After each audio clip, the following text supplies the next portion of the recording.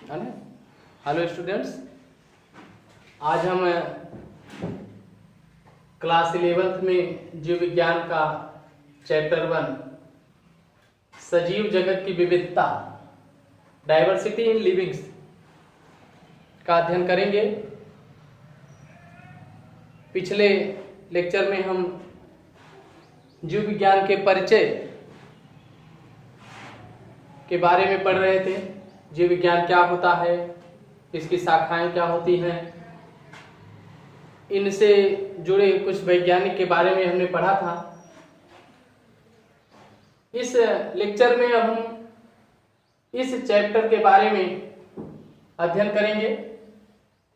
इस चैप्टर में सबसे पहला शब्द है सजीव जगत। सजीव जगत, तो सजीव जगत सजीवों की दुनिया है। सजीव क्या है, सजीव किसे कहते हैं, इनके क्या लक्षण होते हैं, इनके बारे में भी हम पिछले अध्याय में पढ़े थे। फिर भी आज हम सजीवों के लक्षणों को फिर से रिवाइज करेंगे। तो सजीवों के लक्षण ही उनकी सजीवता के पहचान होते हैं। सजीवों में जीवन होता है, जिसे आप लाइफ कहते हैं। जीवन, जीवन क्या है? सजीवों में जीवन होता है। सजीव को हम देख सकते हैं, सजीव को हम स्पर्श कर सकते हैं, परंतु उनमें पाया जाने वाला जो जीवन होता है, उस जीवन को न तो हम देख सकते हैं, न ही उसे हम छू सकते हैं। तो जीवन को कैसे परिभाषित किया जा सकता है? सजीवों को हम इस प्रकार, सजीवों के जीवन को हम इस प्रकार परिभाषित कर सकते हैं। जीवद्रव्य की सदैव सक्रिय एवं परिवर्तनशील अवस्था ही जीवन कहलाती है। जीवद्रव्य के बारे में हम जानते हैं, जीवद्रव्य जीवन का भौतिक आधार होता है। जीवित पदार्थ को ही जीवद्रव्य कहते हैं। यहां पर कह रहे हैं कि जीवद्रव्य की सदैव सक्रिय एवं परिवर्तनशील अवस्था ही जीवन कहलाती है। या आप कह सकते हैं कि जीवधारियों के पदार्थ में उत्पन्न होने वाली एक ऊर्जा ही जीवन है। इसे हम न तो छू सकते हैं और न ही इसे हम देख सकते हैं। आप कह सकते हैं कि सजीव पदार्थ ही जीवन है। हम सजीवों के लक्षणों के बारे में जानेंगे। सजीव के कौन कौन से लक्षण होते हैं। सबसे पहले बात करें तो सजीवों की आकृति एवं आकार। कहते हैं प्रत्येक सजीव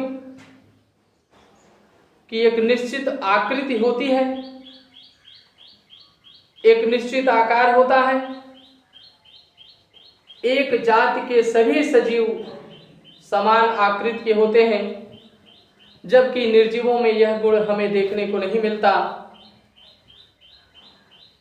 ये सजीव समान रूप से एक जाति में आकार में भिन्न हो सकते हैं, परंतु आकृति सबकी समान होती है। दूसरी लक्षण की चर्चा करें तो जीवों का रासायनिक संगठन।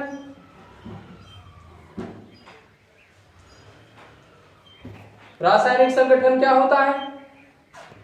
जीव किस पदार्थ के बने होते हैं?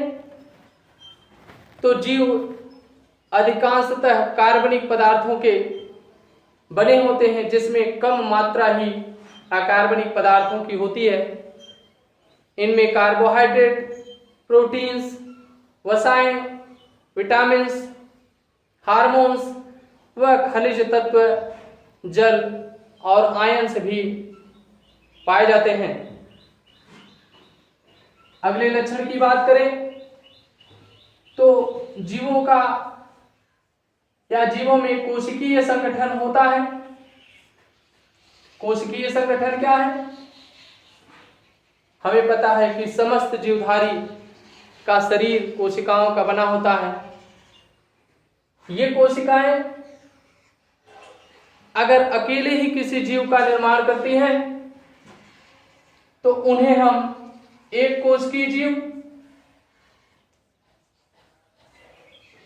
कुछ जीव जो अनेक प्रकार की या अनेक कोशिकाओं से बने होते हैं उन्हें बहुकोशिकीय जीव।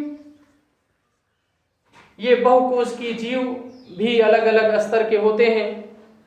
कुछ जीवों में कोशिकाएं ऊतक स्तर में पाई जाती हैं, अर्थात ऊतक के रूप में ही पाए जाते हैं, जिन्हें ऊतकीय स्तर के जीव। कुछ जीवों में ऊतक से अंग का निर्माण हो जाता है, अंगीय स्तर के जीव कहलाते हैं। कुछ में अंग मिलकर अंग तंत्र बनाते हैं, जिन्हें अंग तंत्रीय स्तर का जीव कहते हैं। और अंग तंत्रीय स्तर के जो जीव होते हैं वो रचना में अत्यंत जटिल होते हैं। इस तरह से जीवों में, या आप कह सकते हैं कि सजीवों में कोशिकीय संगठन पाया जाता है, अर्थात इनका शरीर कोशिकीय संगठन का होता है। अगले लक्षण की बात करें तो उपापचय,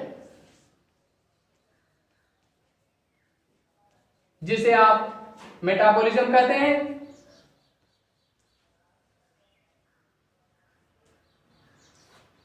उपापचय क्या होता है? समस्त सजीव उपापचयी क्रियाएं करते हैं। इनकी कोशिकाओं में या इनके शरीर में उपापचयी क्रियाएं होती हैं। इस उपापचयी क्रियाओं के फलस्वरूप ऊर्जा बनती है। इस ऊर्जा का उपयोग जीव शरीर के संचालन के लिए होता है। उपापचयी क्रियाएं जिन वस्तुओं में नहीं होती उनमें ऊर्जा का निर्माण नहीं होता, और अगर ऊर्जा नहीं बनती तो उस जीव शरीर का संचालन नहीं हो पाता, अर्थात वह मृत के समान होता है।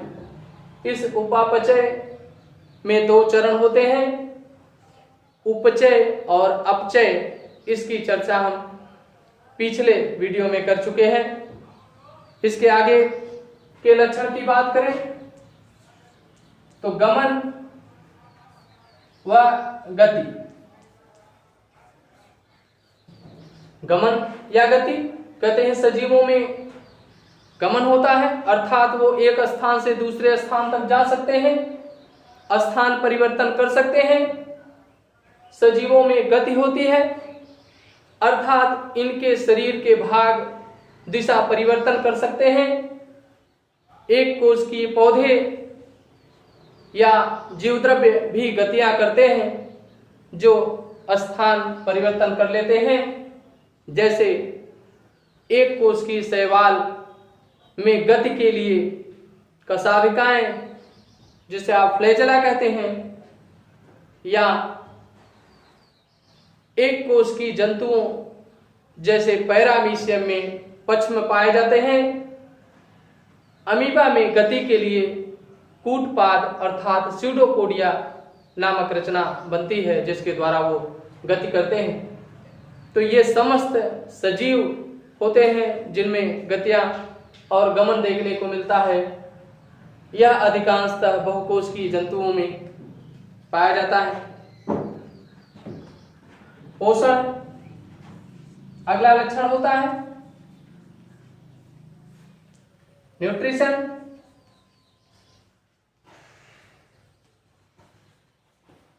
क्या होता है?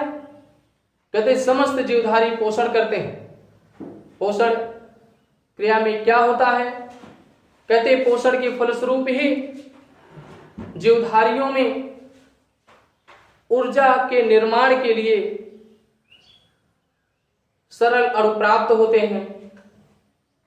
ये सरल अणु बाहरी वातावरण से जीवों द्वारा ग्रहण किए जाते हैं। तो पोषण की क्रिया में बाहरी वातावरण से या बाह्य वातावरण से ग्रहण किए गए जटिल पदार्थ को कोशिकाओं में उपभोग के लिए सरल अणुओं में बदला जाता है, जिससे बाद में ये ऊर्जा उत्पादन में भाग लेते हैं। पौधों की बात करें तो पौधों में पोषण क्रिया स्वपोषण कहलाती है, क्यों कि ये अपना भोजन स्वयं बना लेते हैं, जबकि जंतु जो होते हैं अपने भोजन के लिए पौधों पर आश्रित रहते हैं, तो इनमें होने वाला पोषण परपोषण कहलाता है। अगला लक्षण है वृद्धि, ग्रोथ। वृद्धि समस्त जीवधारियों में होती है। वृद्धि है क्या? कहते हैं जीव शरीर के शुष्क भार व आकार में होने वाला अपरिवर्तनीय परिवर्तन होता है, जो उपापचयी क्रियाओं के फलस्वरूप विकसित होता है या होता है। अर्थात उपापचयी क्रियाओं के फलस्वरूप सजीवों में या वस्तुओं में आकार और शुष्क भार में होने वाला परिवर्तन ही वृद्धि कहलाती है। तो यह वृद्धि समस्त जीवधारियों में देखने को मिलती है।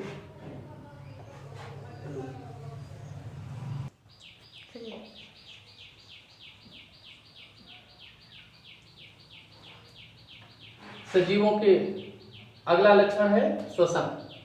श्वसन क्या होता है?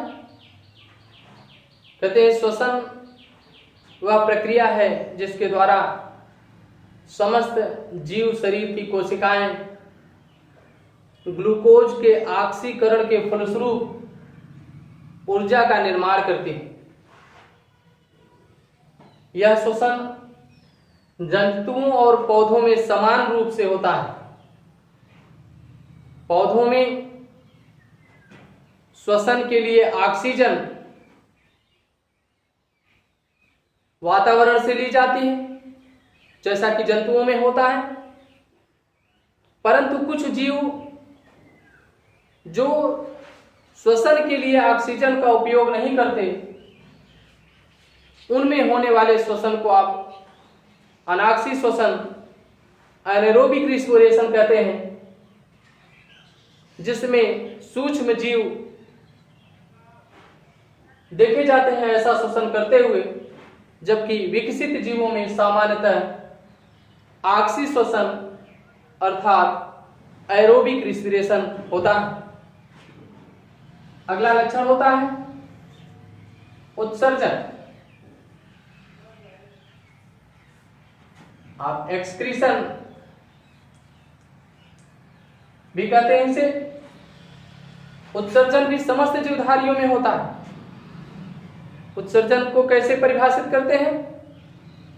आप कह सकते हैं कि जीवों में उपापचयी क्रियाओं के फलस्वरूप बनने वाले अपशिष्ट अनावश्यक पदार्थ को शरीर से बाहर निकालने की प्रक्रिया उत्सर्जन कहलाती है। यह उत्सर्जन जंतुओं में भी होता है, पौधों में भी होता है। जंतुओं में इसके लिए विशेष अंग या तंत्र होते हैं, जबकि पौधों में उत्सर्जन की क्रिया इनके छालों और इनकी पत्तियों द्वारा संपन्न की जाती है। अगले लक्षण की बात करें, समस्थैतिकता।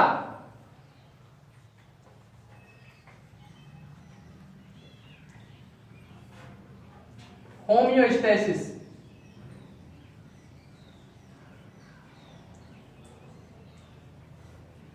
बड़ा विशेष लक्षण होता है सजीवों का समस्थैतिकता। कहते हैं इस प्रक्रिया में प्रत्येक जीव जिसके बाहर का वातावरण सदैव परिवर्तनशील होता है, परंतु उसके शरीर के अंतः वातावरण में किसी भी प्रकार का परिवर्तन नहीं होता। आप कहते हैं कि जैसे हमारे चारों ओर का वातावरण कभी गर्मी अधिक हो जाती है, कभी ठंडक हो जाती है, कभी हमें पानी अधिक मिलता है, कभी पानी कम मिलता है। तो ऐसी परिस्थितियों में हमारे शरीर के अंदर का जो वातावरण होता है वो सामान्य रूप से स्थिर बना रहता है। तो इसी प्रक्रिया को, जिसमें जीव शरीर अपने बाह्य वातावरण के विपरीत शरीर के अंतः वातावरण को स्थिर बनाए रखता है, इसी प्रक्रिया को आप समस्थैतिकता कहते हैं, होम्योस्टेसिस कहते हैं। और यह लक्षण केवल सजीवों में पाया जाता है, निर्जीवों में ऐसा नहीं होता। अगले लक्षण की बात करें, प्रजनन, रिप्रोडक्शन।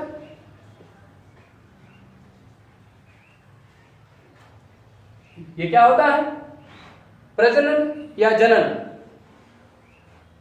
जनन वह प्रक्रिया है जिसके द्वारा कोई जीव अपने ही जैसी संतानों को उत्पन्न करता है।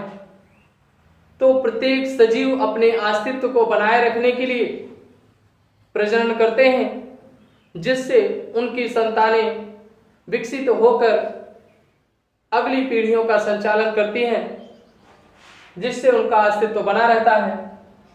आप कह सकते हैं कि प्रजनन समस्त जीवधारियों में होता है।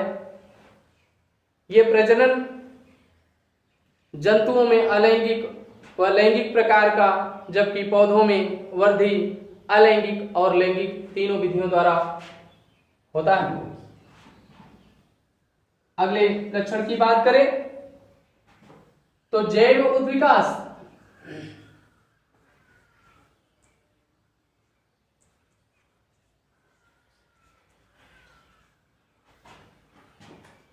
Bio evolution.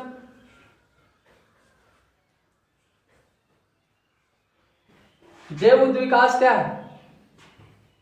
जीवों का विकास। पृथ्वी के निर्माण के पश्चात इस पर जीवन की उत्पत्ति हुई।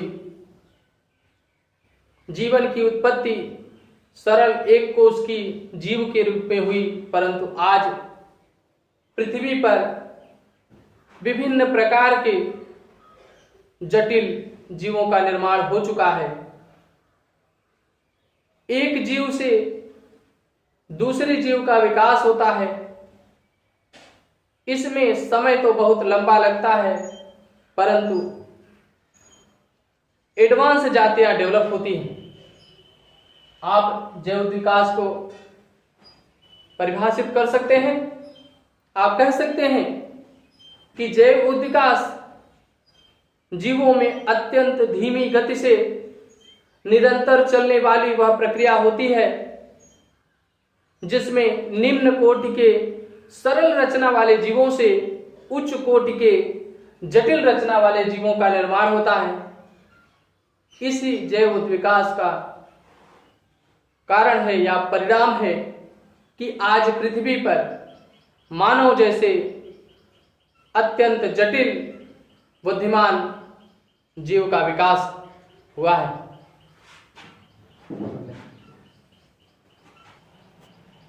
आज का लेक्चर यहीं समाप्त करते हैं। अगले लेक्चर में हम जीवों में विविधता, जो इसी चैप्टर का अगली हेडिंग है, उसके बारे में अध्ययन करेंगे।